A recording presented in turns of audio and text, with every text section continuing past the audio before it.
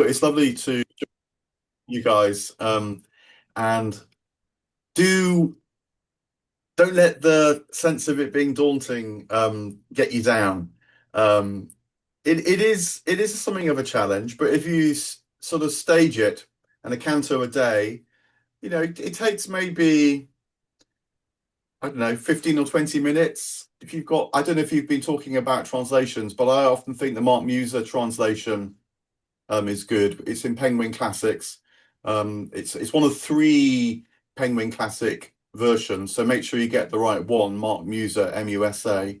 But you kind of get into the swing of it, and he has a good level of footnotes that aren't too much, but are enough to keep you at it. And um, yeah, but the point is that once you get in there, you've got a friend for life, and you'll want to keep reading it, and it'll be astonishing to you what you get from it. Um, it is a book that will change your life, so it's worth making the commitment. And if you've read it before, you'll already know that reading it again and again is a tremendous thing to do.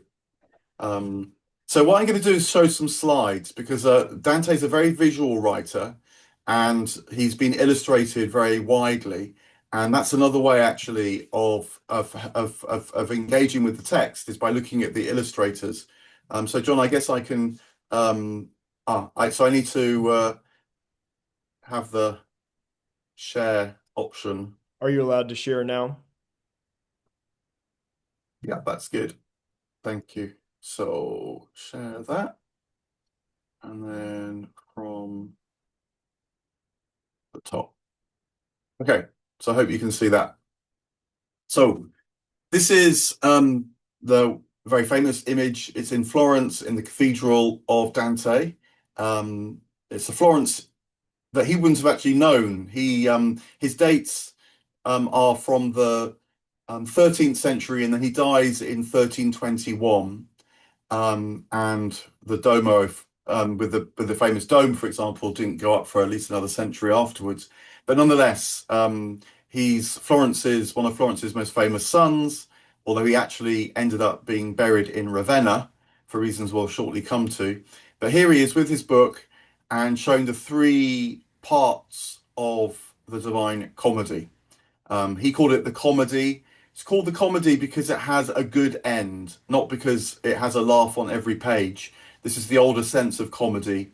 And ever since Plato and before, there's been this sort of challenge, particularly amongst spiritual writers, to write a book that has a good end, but without flinching at all from the tragedies of life, from the darkness. Plato, in the Symposium, asks this question: can there be a story which knows of tragedy but ends up being a comedy in the sense of things going well? And so Dante's in this long tradition of responding to that. And so it includes the darkness, hence the hell, the Inferno there, which he's pointing to. That's the start point through the great gates. But then it becomes Mount Purgatory, which you can see in the middle distance behind him with its various terraces and features, including on the top, um, two figures that look like Adam and Eve, and that is indeed the earthly Eden, as it's called. And then they rise into the heavens. So the great arches with the slightly different shaded colors there, that's the different planetary spheres which mark the seven heavens they travel for first of all, and then into the Imperium itself, which is the place where contact with God is unmediated. So I thought we'd give a little sort of overview of the whole trip, and hopefully that will provide some sort of orientation as you begin the reading. Dante's story himself begins in his youth. This is a later image again of Florence, the River Arno there. And this is Dante as an older man. His iconography is always a bit like that. Looking back to the moment where this whole story began, which was when as a youth he caught sight of another beautiful youth, the woman Beatrice, on the streets of Florence. They maybe were not even more than 9 years old.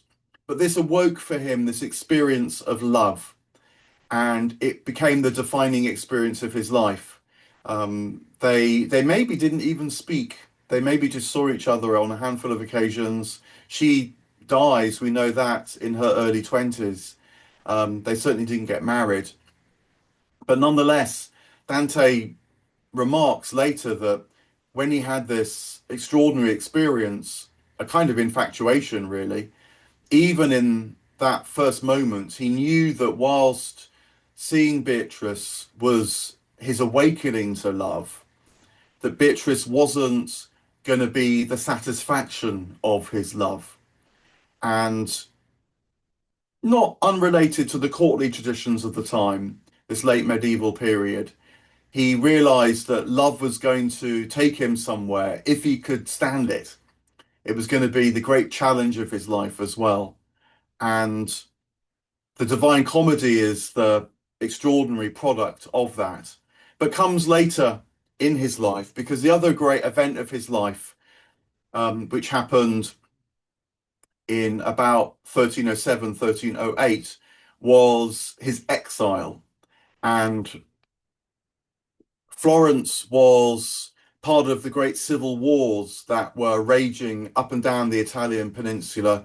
This was before there was any nation of Italy. It was a collection of city-states. One of the most significant, of course, were the Papal States. This is also the peak of the Vatican's worldly power, quite as much a player in wars as any king might be. And Dante was on one side in Florence. He was quite a prominent politician as well, one of the seven priors of Florence. And he had gone to the papal court to plead for his side, the Guelphs. The Guelphs had split into the white Guelphs and the black Guelphs, and unbeknownst to Dante, the Pope was in league with the black Guelphs, and in his absence, he was tried, found guilty of treason, and exiled from Florence on pain of death. He would have been burnt at the stake if he'd returned. And so he loses everything. He loses his wealth, he loses his family, he loses his city, and he loses his language. He was also already established as a great poet, not as great as he was to become, but nonetheless, the disunity of Italy was also expressed in many different dialects that were spoken up and down the Italian peninsula. And so this was utterly calamitous for him. And he spends the rest of his life, 15 or more years, in exile, traveling around from one place to another, sometimes finding welcome. And eventually he did find welcome in Ravenna, which is why he's buried there, but often not. And so you can think of this great disaster prompting, as it were, a personal journey into infernal states of mind. But also, he must, I think, have had glimpses, at least, of something else entirely, glimpses that became his journey that led him to paradise. And I think his genius is that he was able to make something of this terrible event that nonetheless tipped him into a falling onto divine presence, in a way, the breakdown that led to some kind of breakthroughs, at least on occasion. But then he was able to use all his own genius to write this into the great poem, the Divine Comedy, that wasn't just about him joining the dots and making sense of things, but he invites us very explicitly on this journey with him as well. He's a writer that routinely breaks the fourth wall and says, "Reader, have you understood? Reader, where are you? Reader, what are you making of this?" And that's why people are reading it 700 years on. So here's a schematic overview of the whole pilgrimage. It begins in the dark wood that's on the bottom of this representation there. I hope you can see. Jerusalem is the symbolic center of the earth, the place where heaven and earth meet in this mythical geography. And then the dark wood leads to the gates of hell, and they descend down the famous circles of hell, which you can see in this conical shape leading to the center of the earth. And the center of the earth is the place that's furthest from God. It's almost falling out of existence altogether. But then you see on the other side of the earth, Mount Purgatory, and they climb up the terraces of Mount Purgatory. And this already gives you a sense of how tragedy and comedy are brought together. Because the reason why these places of this conical shape is that when Lucifer fell from heaven, Lucifer, of course, meaning angel of light, Lucifer was a seraph, was closest to God in the love of heaven. But so horrified was the whole cosmos at this fall that matter itself fled before Lucifer and made hell, because Lucifer finds himself at the center of the earth, almost falling out of existence altogether, but also pushed up Mount Purgatory. And so that which was the fall also becomes that which is the pathway back to God. And descent and ascent are therefore deeply connected in the Divine Comedy. And it's one of these things which I can say quickly now, but it's part of the revelation of the text itself that you know that more and more in yourself when you follow Dante on this journey, which is to say that you have to be able to make contact in some measure with the infernal states of mind inside yourself, and then also the purgatorial states of mind inside yourself, in order that the paradisal states of mind might really start to become part and parcel of life. The journey is through the darkness, Dante says. He must tell us of the terrible things he saw, if he is to speak of the good things that he subsequently saw, because otherwise just turning to the good becomes a kind of spiritual bypass, and it becomes as fleeting and transient as anything else on earth. But if you can go on this journey with him, then the promise is that it becomes part of your awakening to the good things that are stronger than the bad. And then, just to finish off the schema, you can see how they travel through the planetary spheres, which we'll come to, into this kind of intermediary zone, the prima mobile, and then into the Imperium itself, which is where the divine presence is known unalloyed. So what I propose to do is just touch on a few of these points on this journey to give you some more sense of that.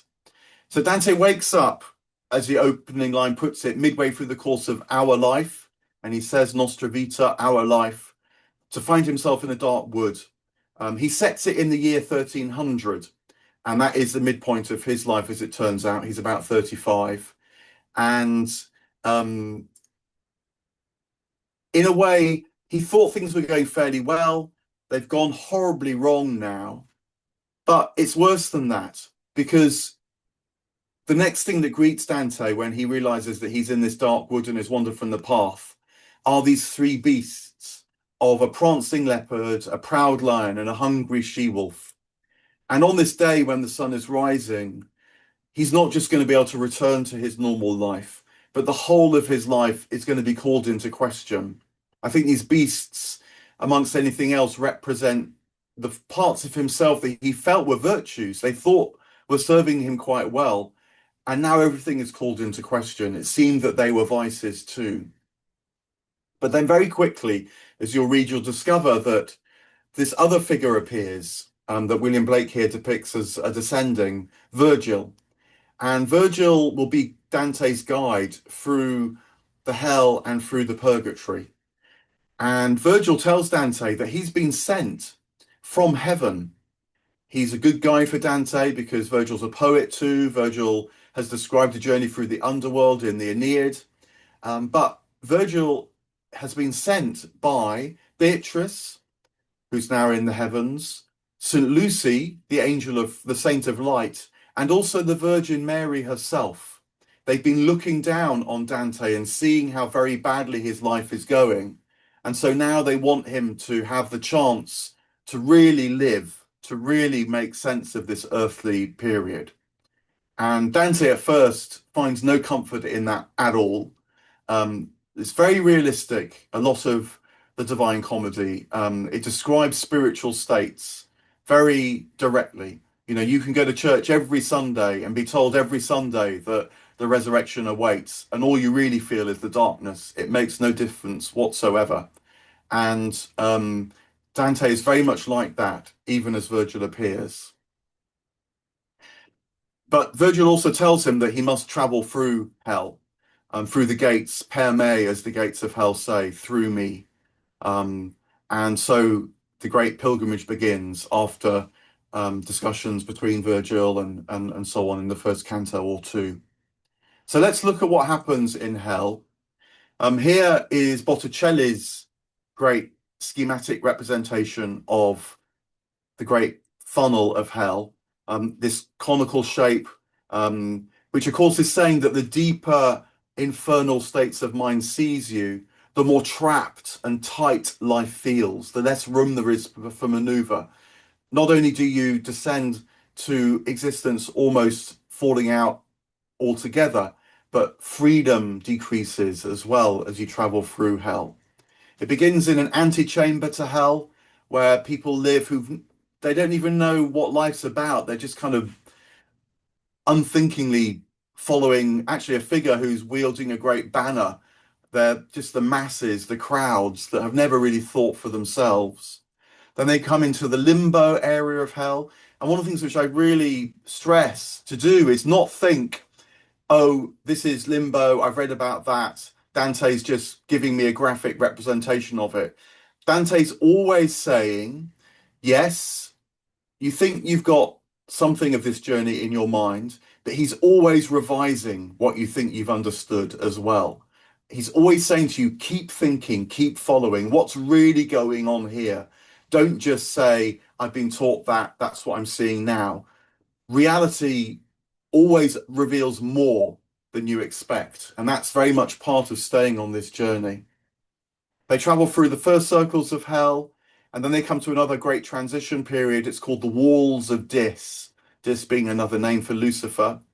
And these transition periods are always really significant. So, when you come across them, ask yourself, what's shifting in Dante here, and what can I feel shifting in myself, therefore? They go to a great place called Malebolgia, which I'll touch on, the longest section actually of the Inferno. And this is where it really gets difficult. It can feel very hard to read. How long is this going to go on for? It's been vile already. It really gets vile in Malebolgia. But they come to another place where they're lowered down on the back of Geryon, and there's another transition where they're lowered down by giants. And finally, they come to the floor of hell. And the spoiler alert is that it's ice solid and it's not fiery, it's not exciting. This is not Milton. Better to rule in heaven, better to rule in hell than be ruled in heaven. There's nothing glamorous about hell for Dante, and he's much a better writer about hell for it, I think. So the first canticle. Let's look at 2 or 3 points on the way. This is in the circle of the angry, the raging, and it's a good moment where Dante shows psychological acuity, because the point about the angry and the raging is they're constantly projecting out onto others, their enemies, those they hate. And so part of what he sees, as William Blake brilliantly captures here, are figures attacking each other the whole time. But he also sees another kind of anger, because he also sees figures who are just rolling around on the bottom of a muddy lake. And they're figures who haven't projected their anger, but their anger is eating them up from inside. And that's another way that anger can grip you and keep you in an infernal state of mind. What the Inferno is showing is it's like a window onto people's souls that is the most profound power in their life. And so in the mythology, when they die, they end up in the only state that they're really capable of living in. That's the tragedy of infernal states of mind. But there's also another thing to always bear in mind is that Dante's seeing the hell that's within him too. So this isn't like a forensic record of who's in hell and who's in purgatory and who's in paradise. It's as much Dante seeing the figures who he reckons will be in these different domains, which is as much a reflection of him too. So he's confronting his own hellish imagination too. Always remember that. This is not a literal text in any kind of fundamentalist sense. Dante actually writes a letter that survives to one of his patrons and says there is a literal reading of the Divine Comedy, but then there's an allegorical. What's this meaning? What's this showing me? Then there's a tropological. What's confusing me? What is bemusing me? What is making me feel I don't understand the thing?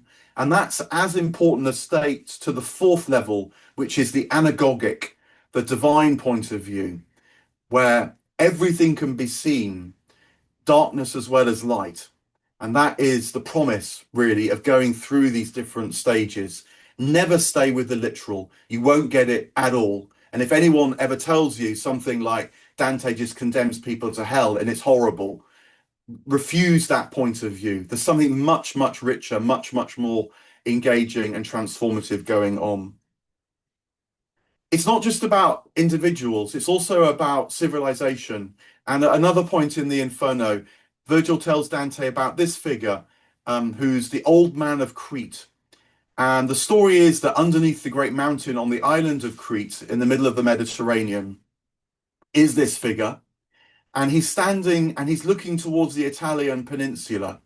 And he has his back to Egypt. Crete's more or less in the midpoint of the Mediterranean between the Italian peninsula and Egypt. And Egypt, of course, is an ancient place where it's possible to see a civilization that rose and fell. And the old man of Crete now is looking towards Italy because Dante is quite clear that medieval Catholic Italy is now in its decline. And he is writing for a civilization that needs to remake itself. He writes, of course, a couple of hundred years before the Reformation, what became the Reformation. But he's one of many prophets who felt that things were going very, very wrong at the end of the medieval period, and that there was the need to reconnect with Christianity in particular if it was going to be reborn. And the story of the old man of Crete is that he has a head made of gold and silver, he has a chest made of iron and bronze, and then he has legs made of terracotta clay, and the feet of the old man of Crete are dissolving into a great red river of mushy clay. And the old man of Crete has forgotten about the valuable parts of his body and is leaning on the least valuable, the terracotta clay, and that is why he's crumbling. And so the broad, allegory here is that a civilization that declines is a civilization that's forgotten what is most valuable about it and is leaning instead on that which it regards as the most important, but actually is crumbling from beneath it. So this is also a comment on Dante's time, but the parallels with our own time often speak up as well. Here's another Botticelli image. It's in the longest section, which I mentioned, the Malebolgia. There is a place called Malebolgia. If it hasn't already started to become hard to read, this is where it will become hard to read. It goes on for a long time, and it's very grim. You can see here Dante and Virgil in Botticelli's image, written like a cartoon, kind of coming to the first of the ditches. Bolgia means ditch. And then they cross these bridges. A lot happens. There's a lot of adventures, actually, as well as darkness. Um, but just to give you a taste of the Inferno, the second ditch there, the one at the bottom, these are figures who are up to their necks in shit. And they are flatterers. They peddle shit in life, and that is the state of their soul.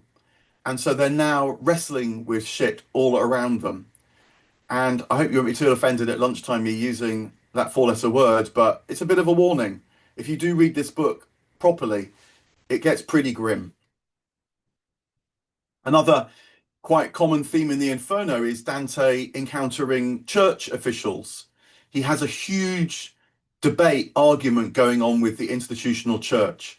Here's one famous moment where he encounters a pope inverted in a hellhole. It's a kind of dark, twisted font that this pope is in. He, instead of being baptized and finding new life with the flames of the Spirit on his head, he's inverted, drowning with flames of torture on his feet. And Dante gets so engrossed with this image, so raging himself, so caught up in it, that Virgil has to grab him and carry him out, which is what you can see in this image here. So this is a hard text to read for the institutional side of you as well. Um, there's a lot you could discuss on this, but Dante is in this tradition of tension with the church. So that's another thing that you'll encounter.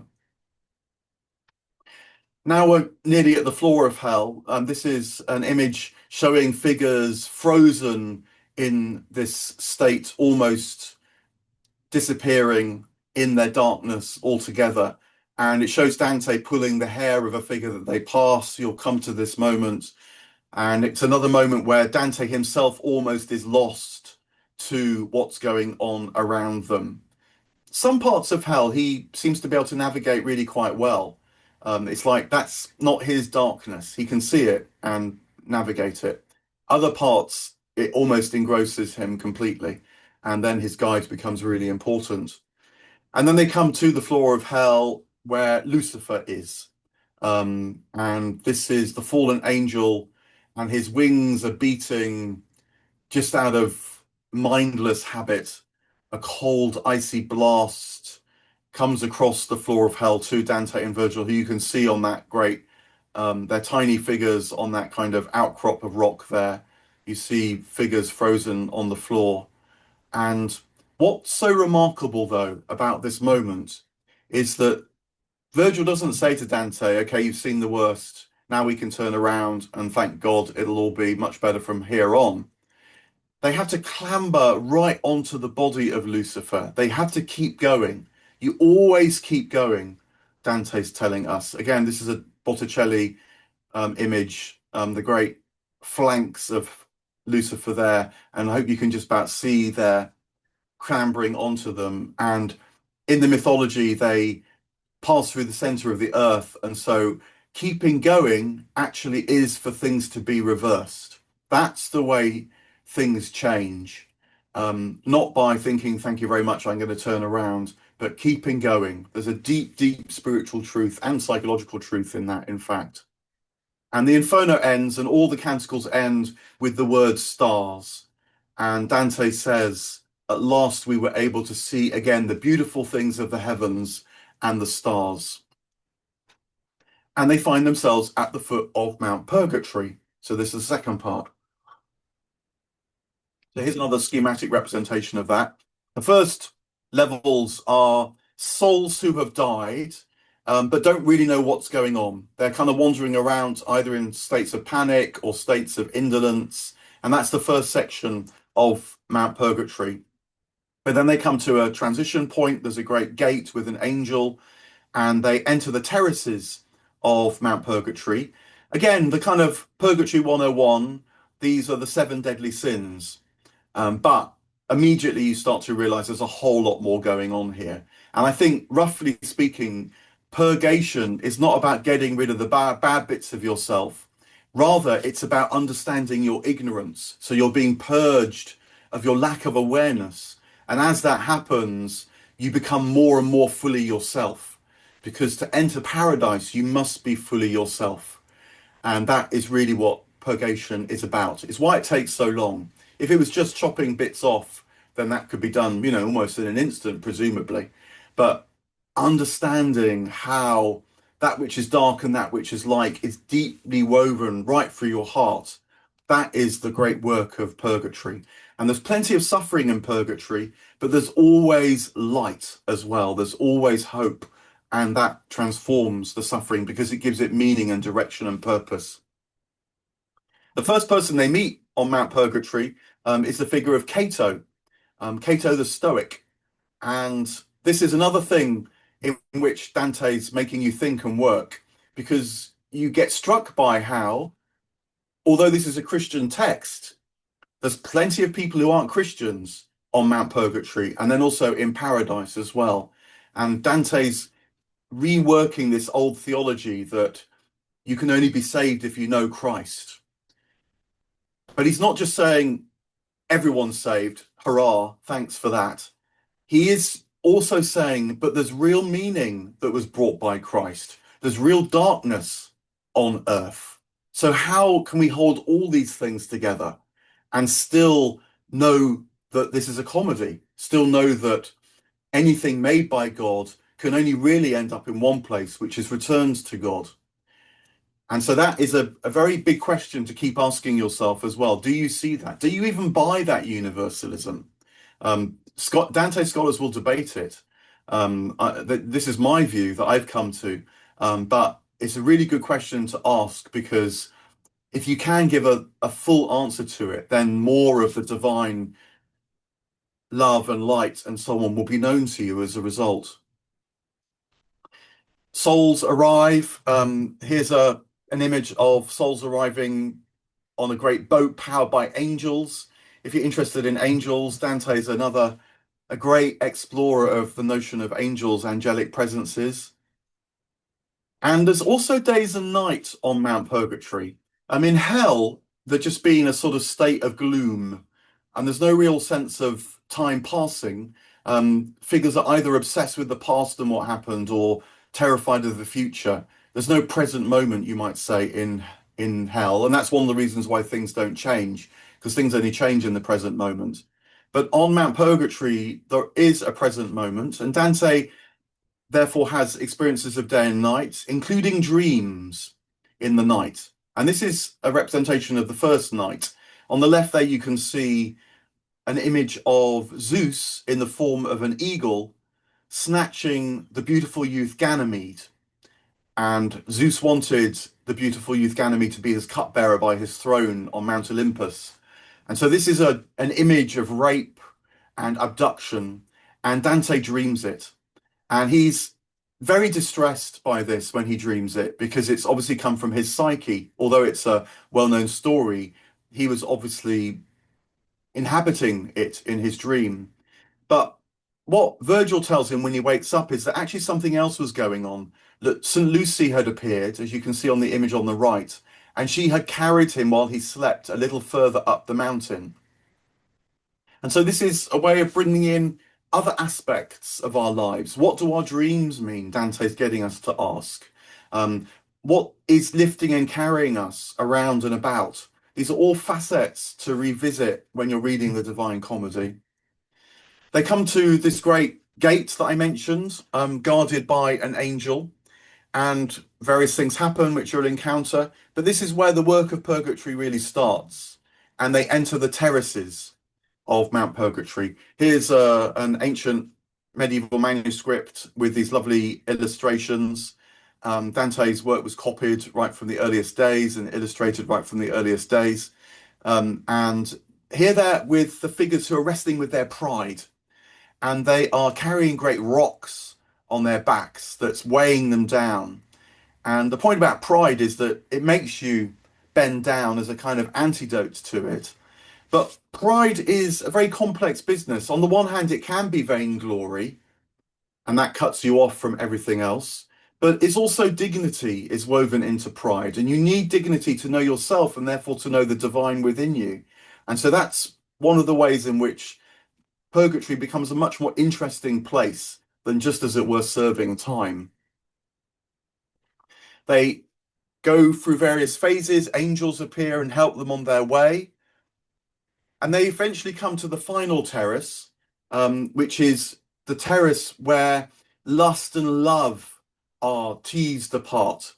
And that's what you can see here. The great flames of love, if you like, are turned up to full strength so that you know the complexities of your loving without reserve on this terrace. And Dante's terrified.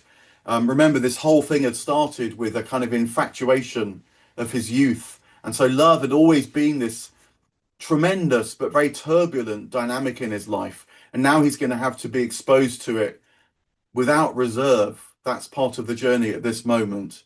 But he does step into the flames, and he comes out on the other side, and he enters the earthly Eden at the top of Mount Purgatory, which you can see in this woodcut right at the top there. The V is Virgil, the D is Dante. They've also been joined at this point by another figure called Statius. And they enter into the final part of the Purgatory, and it's a strange enchanted woods. They meet this figure, a beautiful woman who kind of guides them at this point. It's very interesting to ask who she might be. We learn her name eventually.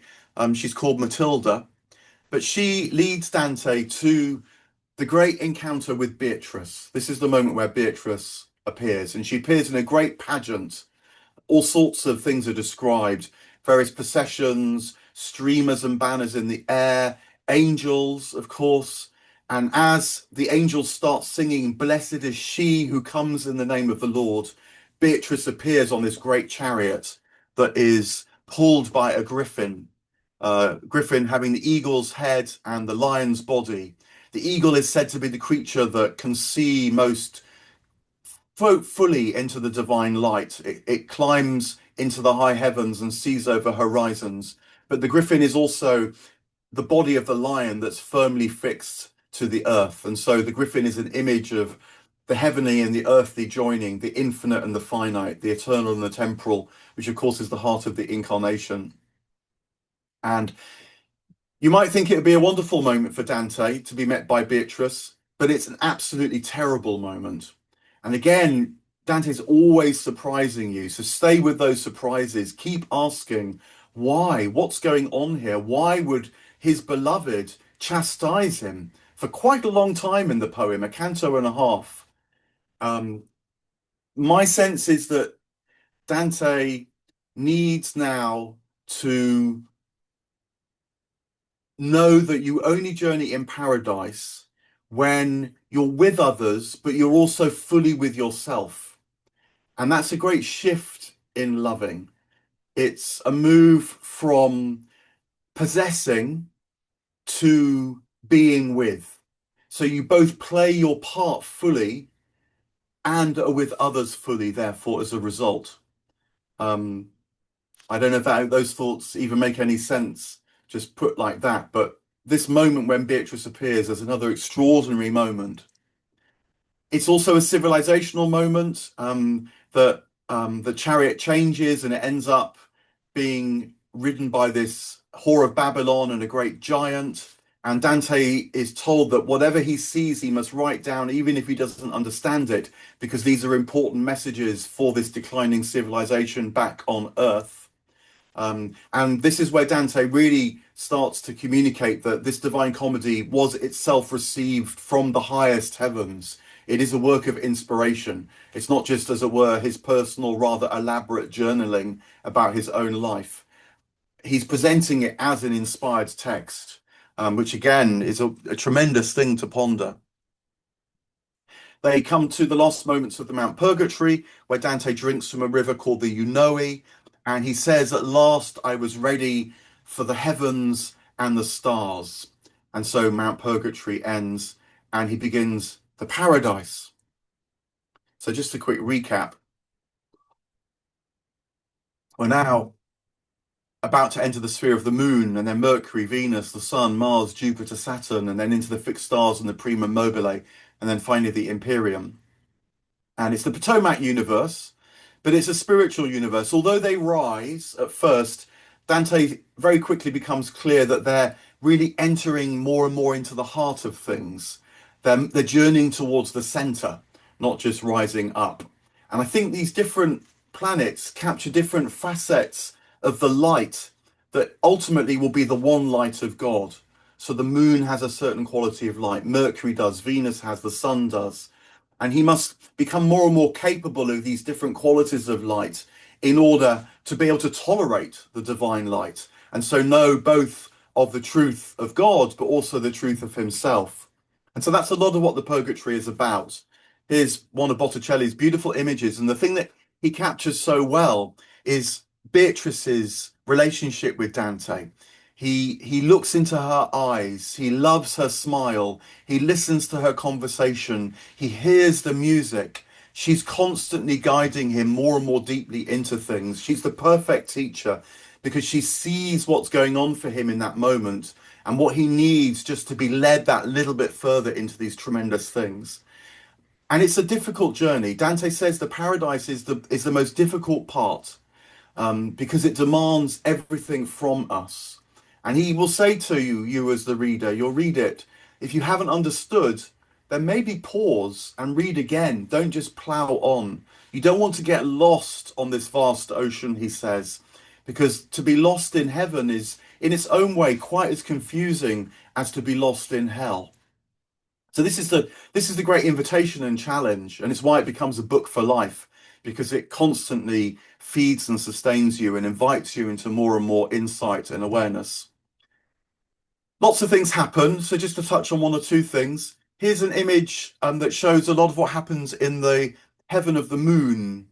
And just to touch on one part of this, you'll see there the figure standing in front of a great candle with three mirrors in front of him.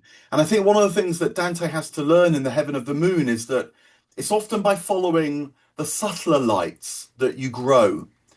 So you might think you'd look into the mirror which is most brightly lit, the one that's nearest. But actually, Dante learns that the one that's furthest away, that looks the hardest to see into at the moment, is actually the one that's going to lead him into more and more of the nuance of heaven. And of course, what was subtle at first becomes clearer and clearer. And so that leads on to the next level of subtlety. And the moon's light is like that. The moon has these phases. And if you look up into the night sky tonight, it's, I think, we're coming to, it's waxing at the minute, coming towards a full moon. And the full moon is when its light is most evident, but the new moon is when you don't see the light and yet you somehow know of the presence. And so leaning into the new moon, in a way, is what Dante has to learn in the sphere of the moon. Here's another moment in Mercury. I won't touch on these in any great depth at all now, just going through, looking at them. Venus, the light of love. They meet a wonderful woman called Cunitza, who's shown here. She was a great lover in life, hence these four city-states beneath her. And although her love life was a complete disaster, there was always something in her that clung to the love of God. And so that is what is manifest for her now. You'll also notice when you read the Paradise that more and more female figures guide Dante, and there's something tremendous about Dante being led to the Virgin herself, that she was the woman who bore in her that which bore her as well. And so she becomes the type for Dante's journey, when he knows that his humanity that's born in God can also bear God as well.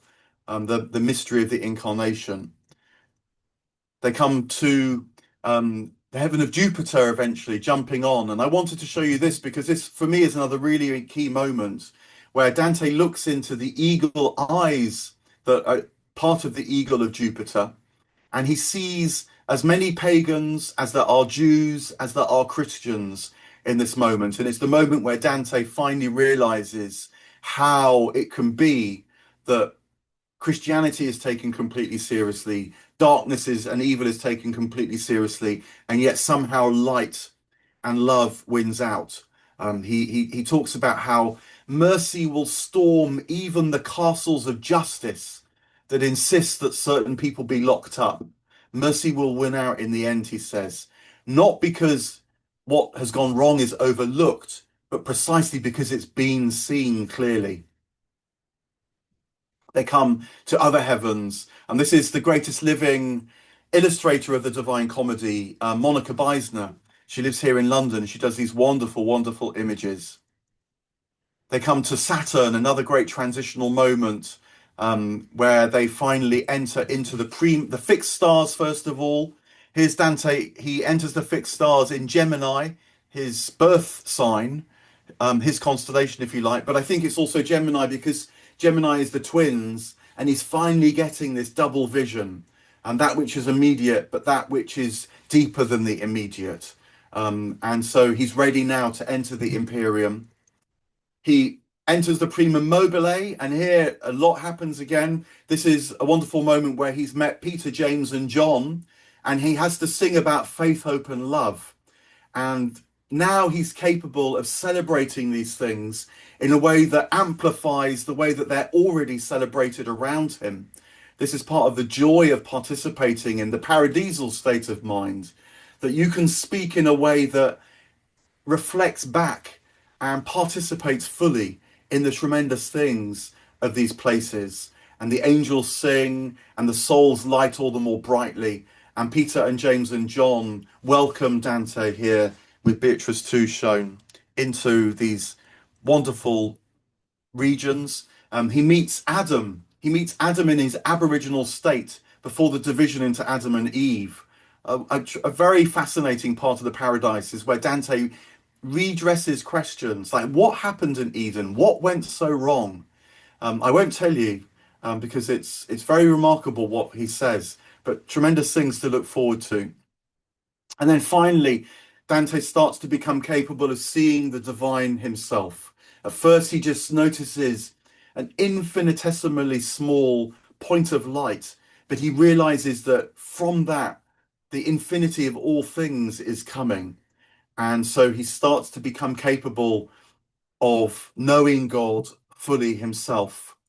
And he becomes aware of the divine hierarchies in the heavens of the Imperium, the seven hierarchies of angels. And he sees that the hierarchies don't take things away from him, they now bring things to him. He can move through these hierarchies, joining the angels and the archangels, and then the powers and the principalities, and then the cherubim and the seraphim towards the center that is also the whole of things, that's also the circumference of all things. And so the great paradise comes to an end when he realizes that his will, his memory, his desire is now turning and spinning like a perfect wheel with the love that moves the sun and the other stars. Again, the last word of the paradise, this wonderful word, stars. And the poem ends into a rich silence. And although Dante says, my words must fail, my images must fail, this poem in a way must fail, you know that it's failing into that which can't be spoken. And that is the tremendous moment when you reach the end of the Divine Comedy for the first time, for the second time, subsequently, and this wonderful apophatic fullness might be glimpsed, even as Dante says that he saw it himself in this moment too. So look, I'll draw to a close there. And oh, I've gone on for quite a long time. But anyway, there's still a few moments, I hope, for some thoughts and comments and questions if you have got time.